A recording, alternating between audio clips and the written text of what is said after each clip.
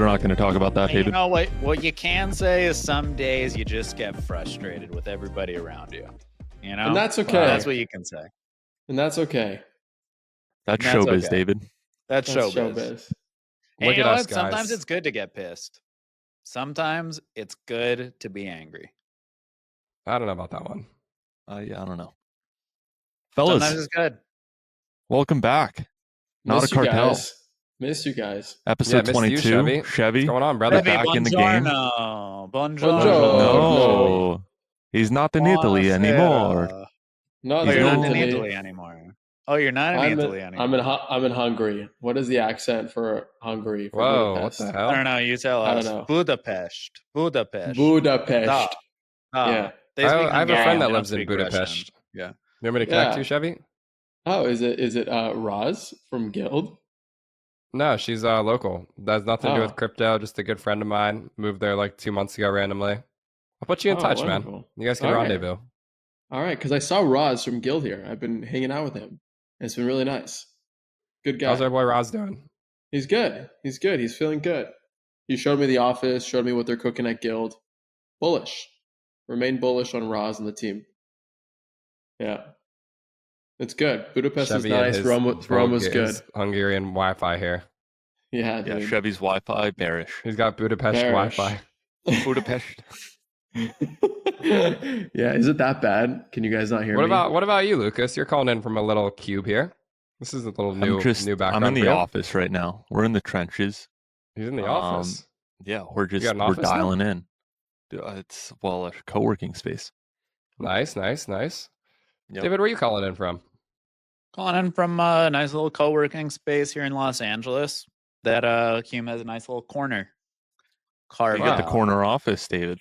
That corner office. I got a nice view of the Capitol Records building here. Cooper's That's taken what- a podcast here before. That's what the Yeah, I AI have. vertical gets you. You get the corner office with a nice view. Yep, Mm-hmm. Must Yeah. be nice.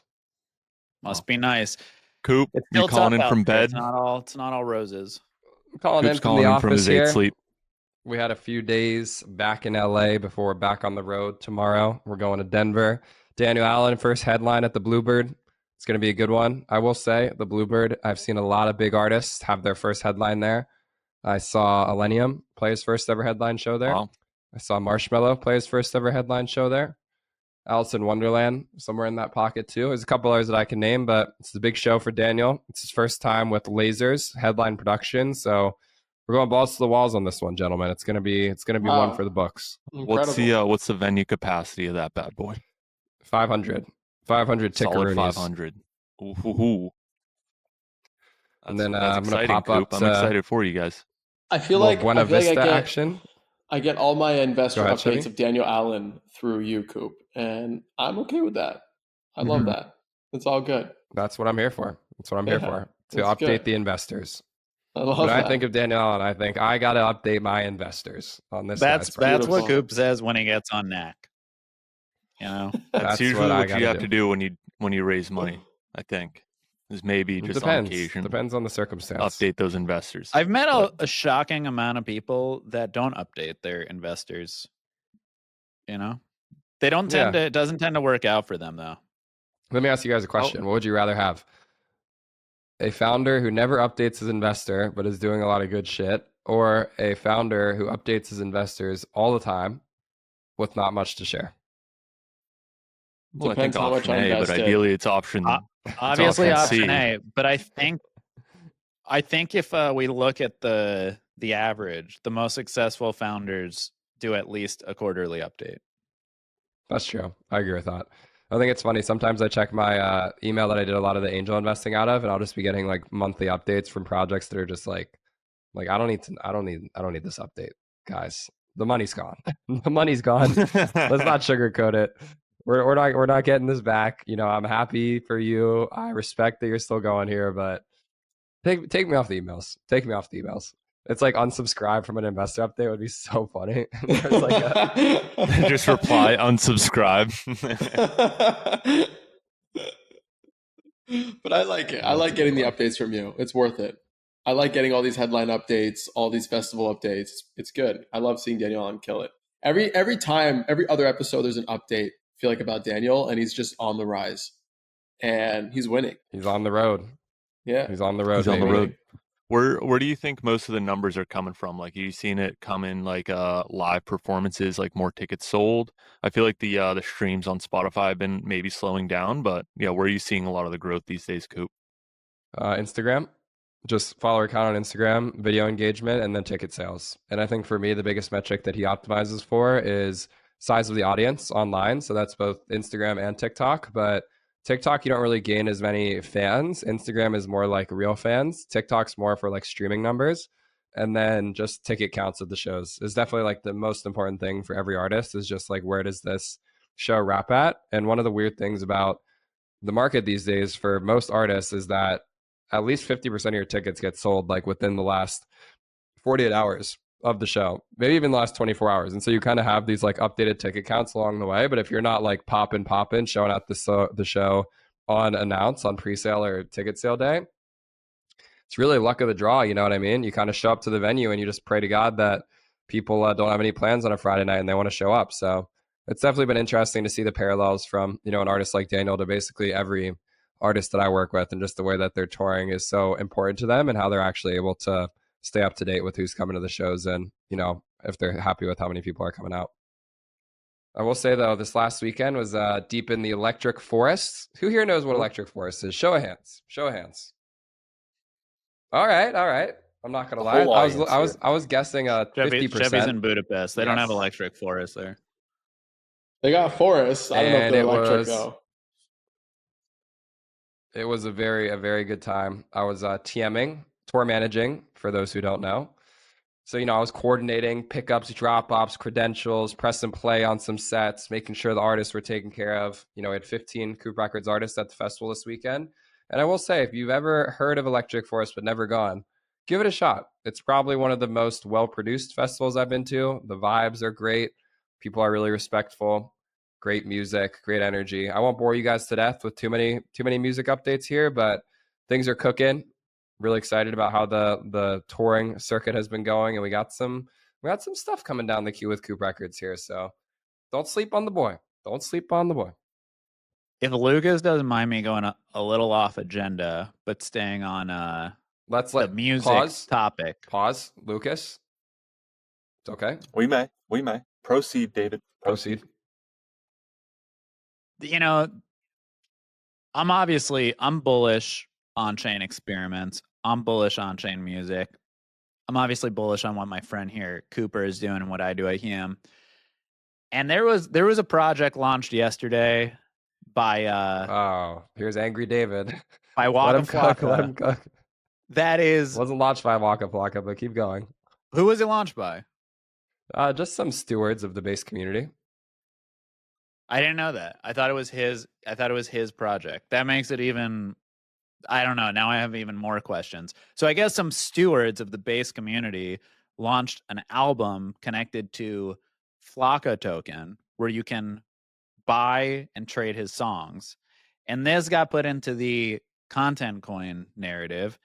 And it is the worst. It is one of the worst products I've ever seen launched in crypto, and did nothing to give or help anybody trying to do something music related in the on-chain space. If anything, it was like the ultimate music NFT meme. I'm pretty sure somebody like further about page just went to ChatGPT and said, give me an about page for this project I'm doing.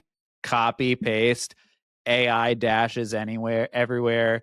Let's throw in the word chaos like 3 times because I'm an AI and I love to use the word chaos. I don't know.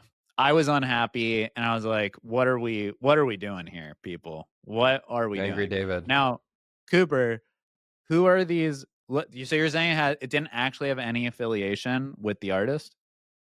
I'm not going to say it didn't have any affiliation, but it's not like Waka Flocka was incubating the project. There was a team that built the product, and as a way to go to market with it, they're able to get in touch with Flocka, his token, and his team, and they offered their initial songs as being paired in Flocka to kind of gain some initial traction. Now, what triggered David here is that our friend Jesse, gave it a cosign as he does. We can't fret the guy for that.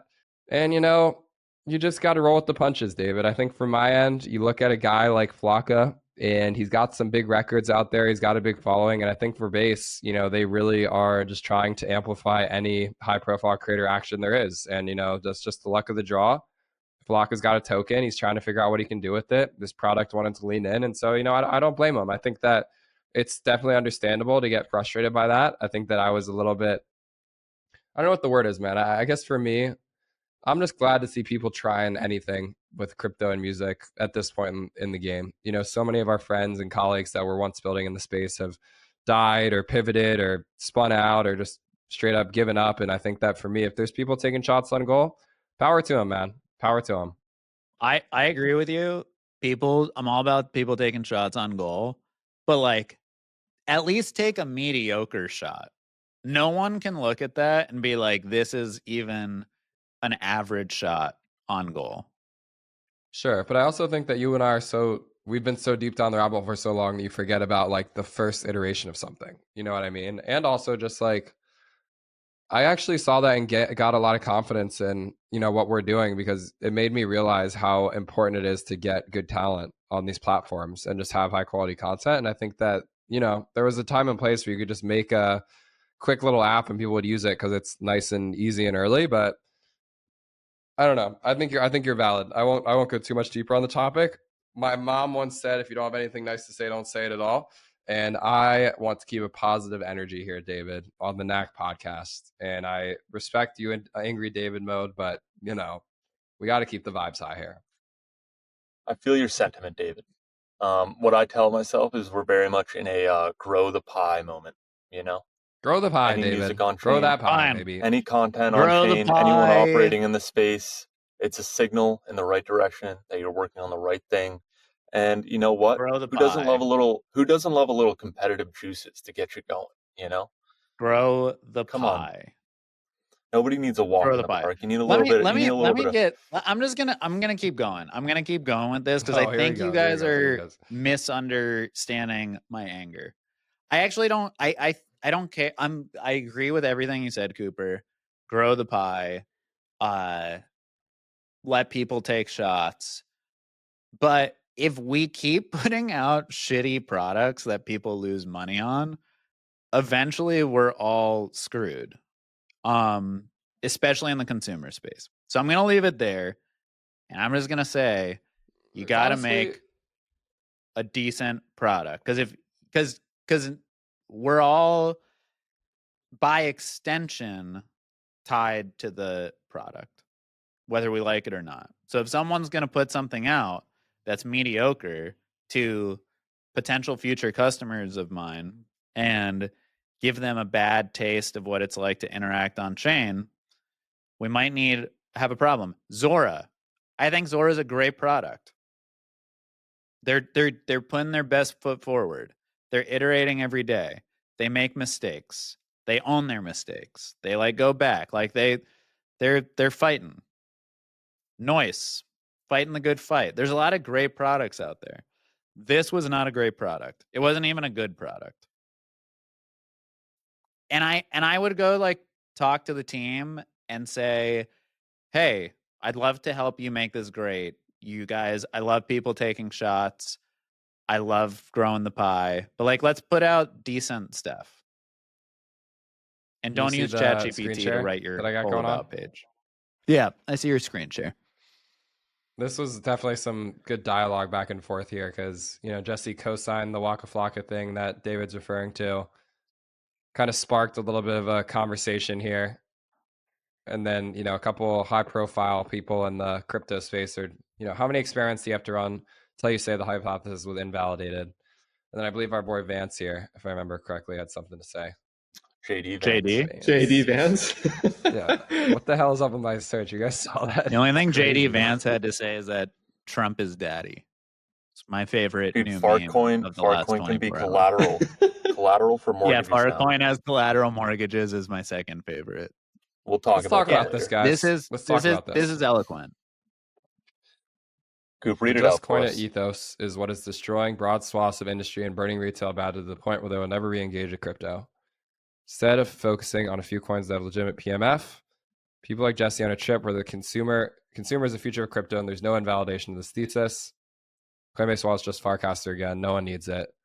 My advice is to drastically simplify your offering to retail.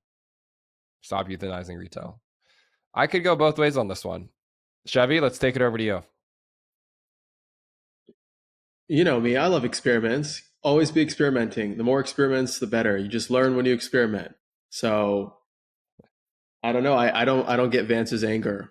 On one end, I do. I empathize with it, but on the other end, it's like this is how we've gotten to where we've gotten today. It's just nonstop experiments of trying new things and seeing what works and what doesn't work.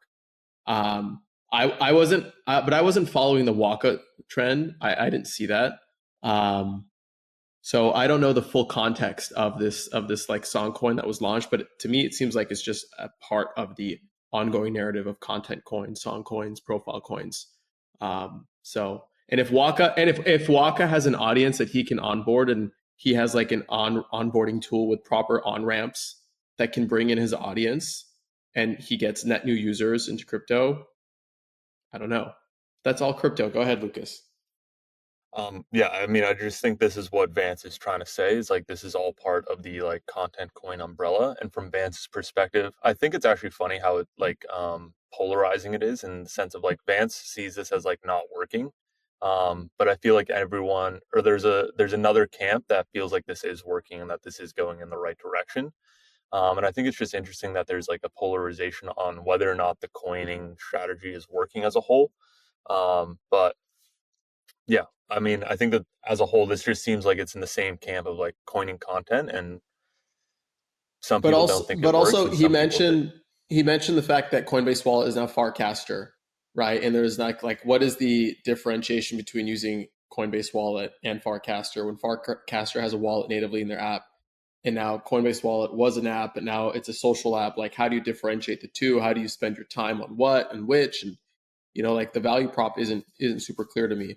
But things take time, so I remain optimistic. I remain patient.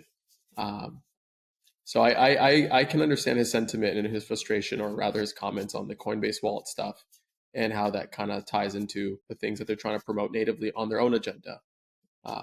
Yeah. I think that we're in this interesting phase where the people who believe in the content coin narrative are the ones who obviously have a lot to gain from that narrative playing out. I would say that all of us on this call are kind of in that same camp. I think if you look objectively at the amount of volume that's going into the creator space as a whole right now, it's peanuts compared to, let's call it 2021 NFTs. I do like that the goalpost is shifting, and Jesse's point is like, hey, people are downloading the mobile app, which I think is positive. But I can definitely see both sides here. I think a lot of us were monitoring the Zora Creator Coin launch last week. Chevy, I would like to say I'm a proud holder of the Levy coin, whatever you want to call it there. So you're welcome. You owe me guest list for life. But I think it's an 18K market cap. I don't remember. Jacob said it's in the top 100. That's a buy. Yeah, I think there's a lot of room to go there, and I definitely respect Jesse's promise to see this through to fruition. I just think that there's a quality gap in terms of like the creators that are on chain right now. And I think there's a narrative being propagated that there's so many good new creators that are starting to use crypto and bringing their content on chain and bringing their work on chain. And if you squint hard enough, you can see that being the case. But I just feel like it's like a lot of blind faith that this is just going to work out in the way that it's meant to. But I don't think that it's quite resonating in the way that it used to be resonating during NFT season. And I think that's where Vance's sentiment is coming from. Is like, hey, you can only force this so much. I hear you, Cooper. But even during NFT season, those products look better than this. Like, what Drop am I? The base, David. David's stuff on base drop right now. What am I looking at? It's really not that bad, bro. I don't know why this page in particular is on that. I'll drop it. It's not good. It's not good. It's not good. Let me ask you guys a question.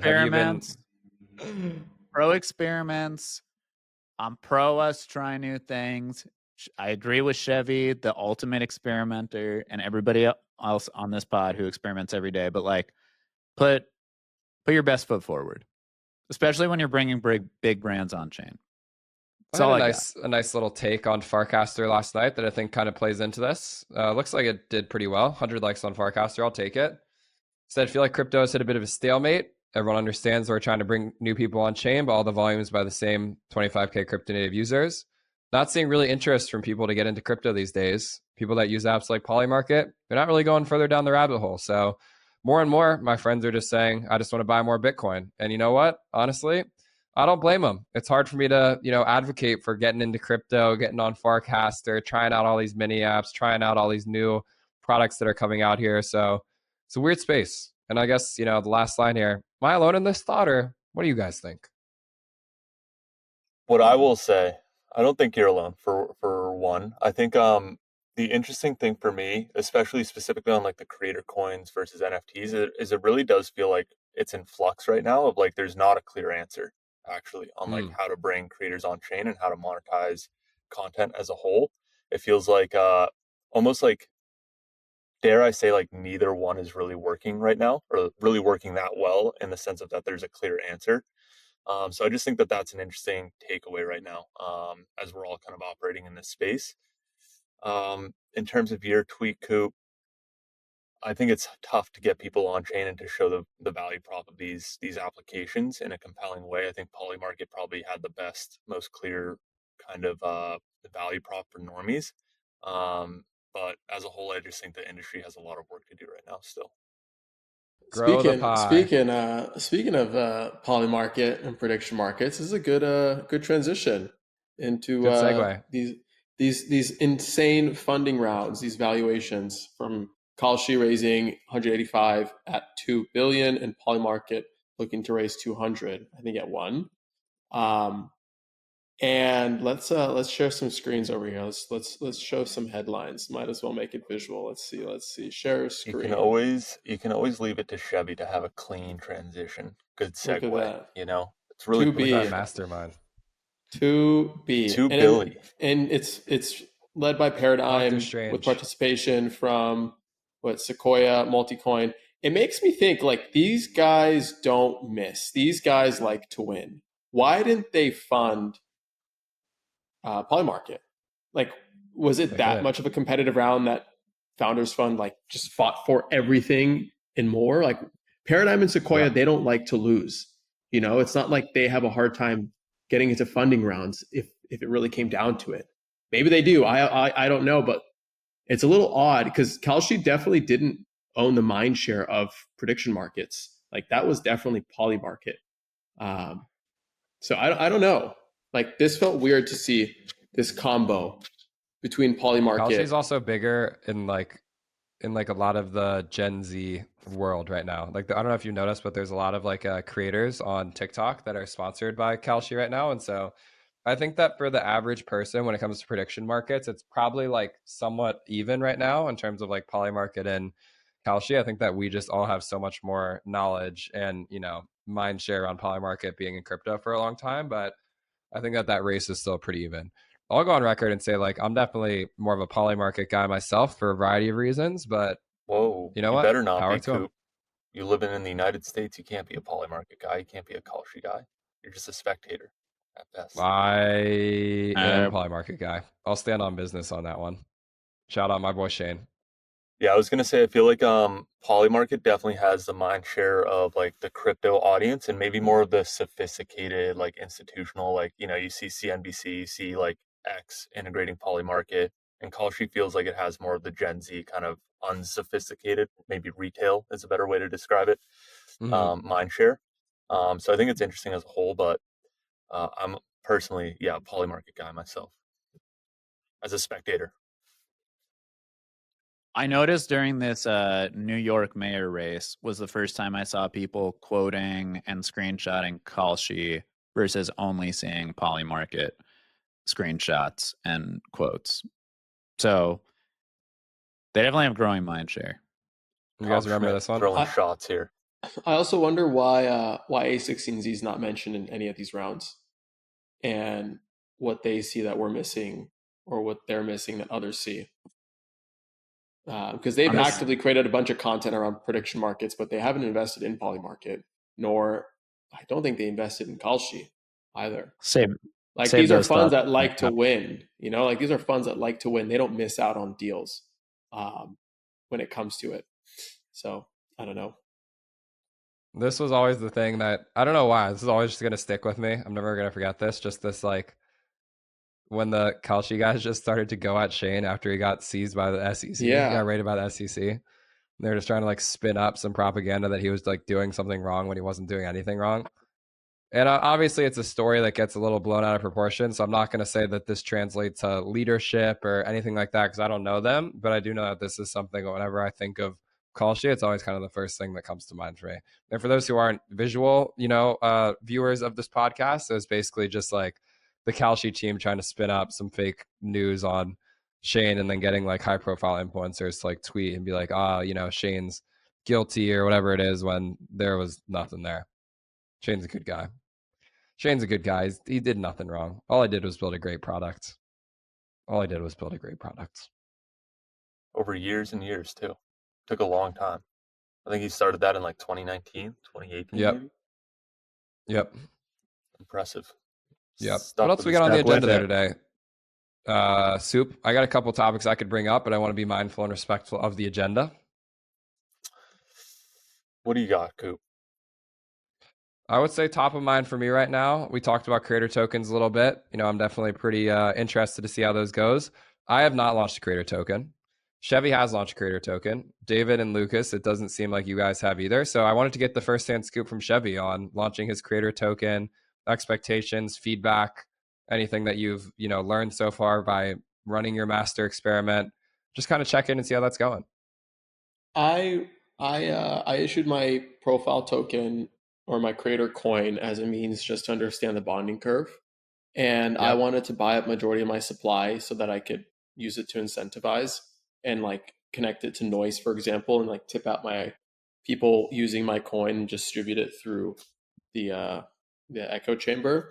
But it got really expensive to buy a lot of the supply up front. And Zora implemented this like, for context, if you want to buy 85% of your content coin supply, it's probably around, it's 5.15 ETH, for example.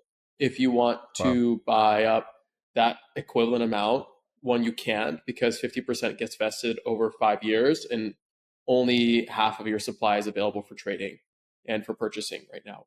So for me to purchase just 10% of my supply, I think it's like 10 ETH, if I'm not mistaken. I need to double check my numbers. So it gets me thinking, like, actually, what's the framework and mental model for issuing a profile coin? And I would love to see, and this is more on me, to post more on Zora to see how the value accrual from content coins gets accumulated into my creator coin, and does that influence the price, and at what level, and at what influence, like at what rate rather. So it's an active work in progress. I'll leave it there. But I feel like the sole purpose of the coin, I am happy because I just see it as like my Zora account coin. Yeah. I don't see it as like the end all be all end game for everything that I do on chain. Like I created an account with Zora, I use the features on their product and I launched a coin and I'm learning from it. And I think the sole intention or the sole purpose of one's coin should be used to be given away and to be used as a form of loyalty. And I need to be equipped with the tools to be able to do that. And right now, the only way to do that is by buying my supply OTC. Yeah. I was like expecting to come on here and see like some posts about Chevy, like you see you clipping up his podcast, and he has one content coin, and it's a fucking picture of a clown outside. Also, side note, are you like in the airport, Chevy, or what's going on outside you right now? Sounds why like do you hear that in the background? Yeah. He's preparing for takeoff. Got a jet engine right outside his door. Don't worry about my location. Don't worry about where I'm at. Everything's gonna be okay. We already revealed it at the top of the podcast. Fuck. You know where you're at. My Zora profile needs work. That's for sure.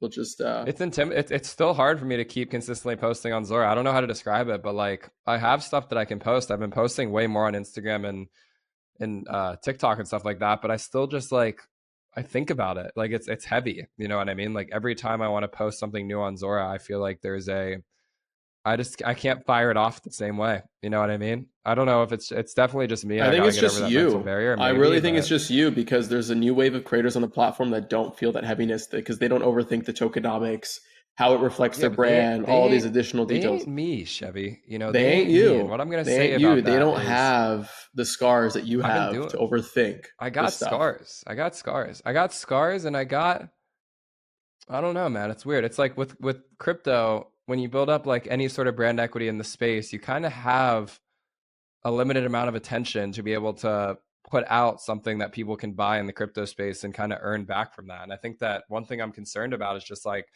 the amount of dollars I get back for every post that I put out on Zora is like it's not really adding up to me right now. You know what I mean? Like you You kind of know, see I this across the board. Like, I go think I ahead, go agree ahead, go with ahead. that in the sense of like there's coin fatigue, and every time you launch another coin, like you're kind of you're getting diminishing returns on like the attention that you're going to get from it because it's just another Mm-hmm. coin. Mm-hmm. I think it's also interesting how like some creators haven't, even like Jesse, right? We still haven't seen Jesse's creator coin yet, and I'm interested if that's more of a legal thing or if he's kind of having that same kind of hesitation of like, do I really want a creator coin right now, and having something so tied to like my brand equity. Yeah, don't know if I agree with I that. I think you agree. guys have a What it? glass half empty mentality. If I'm honest, um, I think the whole limited amount of Well, I'm a holder of your Who's opportunity, token, king? as Chevy. to So how get you to phrased work. it, is not the right way of thinking, frankly. Huh? I'm pretty glass half empty on your internet right now, brother. Sorry, cut out. We got it. We got it. That was pretty good. That was pretty good. What else we got on this agenda here, Lucas? I'm Obviously, I'm I've going to been throwing a Lucas's lot of stuff in the homeland next chat. week. You're going to Yeah, the I can hear spine you. now. You're good. I'm You're going good. to your homeland next week. Really? For those who London. don't know, Lucas is a Spaniard. People don't know this, Yep. but he's a Oh, man, He Spaniard. is a Spaniard. Fun fact about Lucas, while Chevy's gone, he's a Spaniard. He bleeds pure Rioja out of those veins. Damn straight.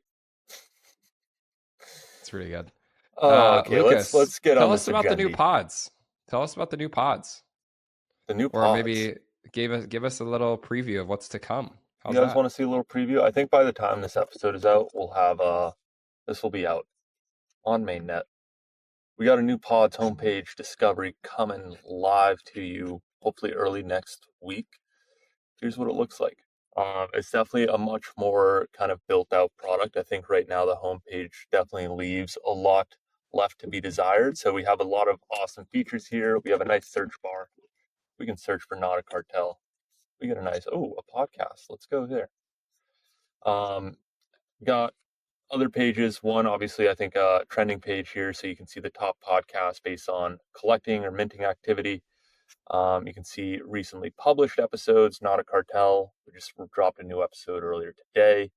You can also see activity. We're going to do some cool things with referrals around these feeds, which I'm super excited about. And then we also, one of the other things I'm really excited about is just like global leaderboard, showcasing your rank as a collector, supporter on the platform, and then just refresh profile pages and a couple other things. So definitely just a much more of a fully built out product experience here for pods. We now have like 150 podcasts on chain, and we needed to be able to scale the discovery of those podcasts and all the, I think now it's like 4,000 episodes have been published on chain. So How you feeling about pods just, these days, Lucas? I feel like all we don't over talk here. about pods that much on here. We've been more of a pay-per-view kind of topic Yeah. when it comes to your Pods has been cruising. I think it's after this ship, it's going to be by far the best it's ever been. We've implemented email login with Privy. We have a brand new creator dashboard, new homepage and discovery. And I think the past quarter was really just re-upping the product or upgrading the product so we could scale to the next 1,000, 10,000 podcasts and bring them on chain in a way that's very intuitive. So we're just starting to get to the end of that product sprint, that like 3 to 4 month product sprint. And yeah, I think you'll see a lot more coming. We have a lot of stuff in like kind of the chamber here that we're ready to start nice. firing off. So I feel like you've been Love it. really shipping, Lucas. You should. He has been shipping. He moved to You've Austin been and he's shipping. shipping. This Been guy's trying. been shipping. You know, He's in a you're co-working in the space. weeds over there. I know how it He's gets, not on the but slopes anymore. He's not on the slopes Yeah, Not on the he's anymore. not on the slopes The anymore. season He's is shipping. over. Yeah. The season is shipping season now. It's no ski season. It's shipping season, baby. So Why we're don't- super You're doing excited a great about job it. shipping. Thank you. Why don't we go around the horn here a little bit? I know I shared a little bit about Coop Rex at the top of the episode. Lucas shared a little bit about the pods beta here. Let's go over to Chevy next, and we'll round out with David about what's top of mind right now. We're in the Slack working on channels. transitioning out of the off season and moving into cohort 3. That's all I'll say for now. That's all I'll say for now. Cohort 3. Yeah, we've made the site ready for cohort 3.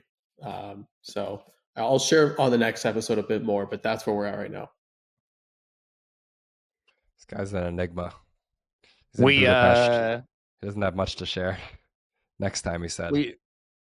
We shipped a new artist, a new agent. Her name's Lo-Fi agent? Grandma. She's wholesome. She's warm. She's great to Oh, talk no way. to. I love that. Lo-Fi Grandma Pull it up. exists. Lo-Fi Give us Grandma some teaser. exists. Come She's on. Is Cody in the live. mix on that or Give us some content No. here. Jesus, Lo-Fi Grandma. Is she here to compete with the Lo-Fi Girl? Damn, no Cody. Lo-fi. She's her own Chill vibe. beats. She's her Chill own- beats she's to her own study vibe. and work to or David said, something? we don't need this guy. Lo-Fi Grandma can run on her own. Is that where you Well, ended out at? I think. Are you talking about your friend?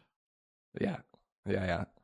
I think he's got a lot going on. You know. Actually, more so, we just felt like we wanted to get this project started in a really low key way and not keep waiting on it. And we have a great idea, and we can make some lo-fi music, and the launch isn't going to be perfect, but we can like get it moving. And maybe there's room to work with other people once the thing has some like traction, but we didn't want to just keep holding it back. So right here is our girl, Lo-Fi Grandma. Our girl. Right here. She's lovely. She's warm. She's got a hummingbird named Mochi and a cat named Ginger. She just started tweeting yesterday. I'm gonna throw her a like. But she's lovely to talk to in Hume World, which is You're not what I really want to following talk her. about. What's going on here? You're not following her account. we just launched it this morning. Let's go back. Let me give Lo-Fi Grandma a follow. Come on, dude. She's becoming sentient. She just got followed by the team, the core team. This is happening live. This is happening. Beaming live. up. This is Is happening lo-fi- live. This, is- if we're getting to the core of it, this was part of my frustration this morning because we didn't do a great job of launching her internally. There are little things that aren't perfect, but she's launched. She's out there for the world. But Hume World Chat is getting a remake in 2 weeks. We've noticed that ever since we started tying chat to XP, more people are chatting with the artists. Some people have sent, the top user has sent 200 messages to one artist, just constantly talking to them. And we are going to be introducing the reputation meter to the right of chat. So while you're chatting, there's a little reputation meter. You can tell like how much Death Pixie or Lo-Fi Grandma or whoever you're talking to likes you. And as you fill up that bar to 100, you gain 100 XP. The game kind of keeps getting harder. The amount of XP you can earn keeps going up. But we're allowing you to create real relationships that tie to XP. And what I like about it is it's a way for people to start earning XP outside of just buying our quests, which are great. But we want new ways to engage, and people like to talk to the artists. Another interesting thing is we usually do like 4 or 5 ETH a week in sales. People have started, and that's usually all coming through quests. People have started to buy artist cards individually in feed. So for those who don't know, an artist card it's a video of the artist, or it's just like a song. And last week, people bought 1.5 ETH worth of cards not tied to quests. It didn't earn you XP to buy a card. 1.5 ETH of cards were just like purchased. We're honestly trying to figure out like why, like what led to this like behavior shift last week, because that's a big change. But It's pretty good. that's what's going on. Wish those Is, numbers were bigger, but that's what we got. Is Lo-Fi Grandma gonna have like a 24/7 YouTube stream just ripping music, lo-fi beats? Lo-fi grandma is the long term. Lo-fi grandma is, yes, she's competing with Lo-Fi Girl. She has amazing merch. Maybe she even has her own Labubu. She's got her own YouTube channel. The next 3 months of Lo-Fi Grandma are very like Hume World focused. You can chat with her in Hume World. She's running quests in Hume World. She's firing off some tweets. We start following her. We start building the Twitter very slowly, and then have a more like beyond Hume World approach in the fall. But we wanted to get her out there and have more artists for people to interact with in Hume World. And then it was like, while we're doing that, we might as well start the socials, even if it's going to take some time to build up. Some would say That's you're what we're doing. experimenting. We're experimenting. We're experimenting. Yeah. Maybe growing the pie. Some would say growing the pie. Maybe we should have artist tokens. You know? Maybe you should. What do you say to that? I was very bullish on the idea of us having artist tokens a week ago. I've had a lot of conversations about this with Cooper. And as I enter this week, I'm more back to 50-50. Not that it's, I think one day every artist will have a token and we will have creator tokens. I'm 50-50 as to whether the market can really support it and if it's worth doing.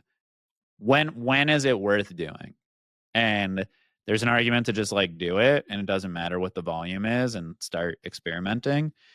And there's an argument for us to stay really focused on the flywheel we're building with collectibles and not add a new component to it before we've really like nailed the first version. Because I think there is a nice connection that can be made of people buying the collectibles, those used for buybacks of the token. So it's like we're just getting the collectible piece right and the game right and the XP right.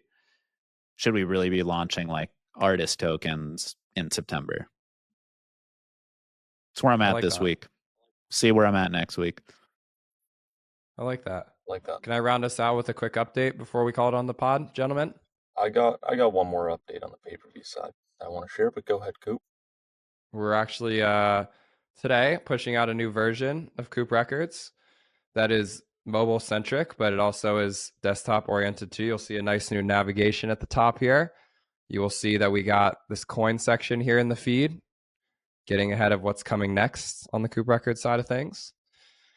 We've got a nice follow button here now, so I can go in and I can follow my favorite artist. I'm going to go ahead and get notifications now on the feed when they release a new song. So some stuff to clean up here. We've got user profiles, obviously. And then we've got the ability to see what they've collected and if they hold any coins on their profile. So some small stuff here. I think there's still some polish that we need to do, but we're making some good headway here. Koopa Troopa profile, we can see song coins I hold here. We can see the additions I've collected.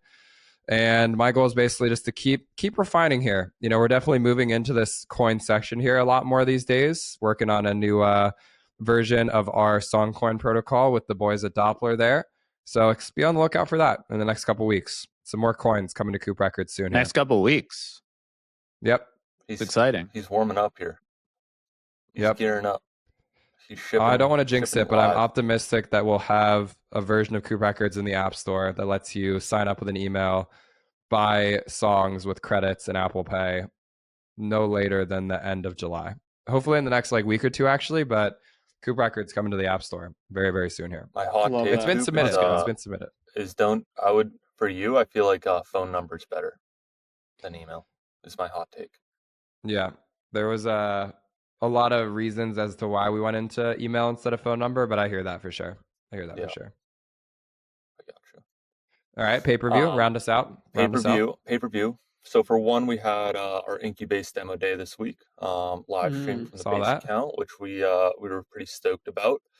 That was a fun little program, but as a whole, we've been really hitting our stride here on the pay-per-view side. We've been a top 10 mini app on Farcaster for the past 3 weeks in a row.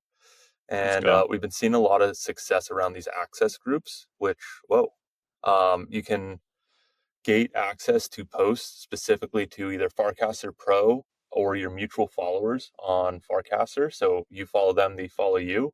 And then as I just opened this, it looks like Eric also shipped X/Twitter account. So if you have an X or Twitter account on pay-per-view, you can gate specifically to that audience.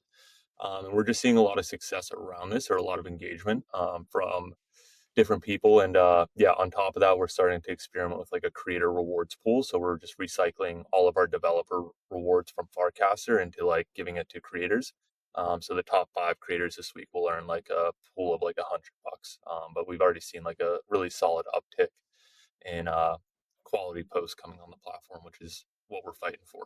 So, and before I make this joke, this is awesome, Lucas. But when you say quality work, what percentage of that is not safe for work? Honestly, it's gone down over time. Like it's maybe 10 or 20% is NSFW. 80% is probably safe. I mean, we can look on the feed right now and see kind of, horseback's clean. That's clean, clean, clean. Ooh, clean, clean. Oh, pretty good. Hottest OnlyFans you'll see all summer. Okay. There we go. A little NSFW right there. All right. But it's fair game. Yeah. We'll trade nudes for engagement. Yep. No, Driven by Boredom's a stud though. He's a good quality creator. Yep. Anyways. The boys are shipping. Chevy's out there in Budapest. He's being a little bit quiet about what he's shipping, but we know he's experimenting out there. We know he's out there. We know he's always experimenting, always clicking. We know what he's doing. I think we're gonna make it, boys. I think we're gonna make it. All right. Do we have a hard stop here? You guys got to run? I got a hard stop. Why don't you wrap it up here? All right. Well, thank you so much for tuning into this episode 22, I believe, 23 maybe, of Not a Cartel. You can find this episode on chain on a brand new Pods website next week, pods.media/Not a Cartel, where you can support us directly every single episode on chain, on base, as NFTs, no coins in sight. Just good old patronage. We love it. Let's go. All right, fellas. Love you guys. Thank you so much.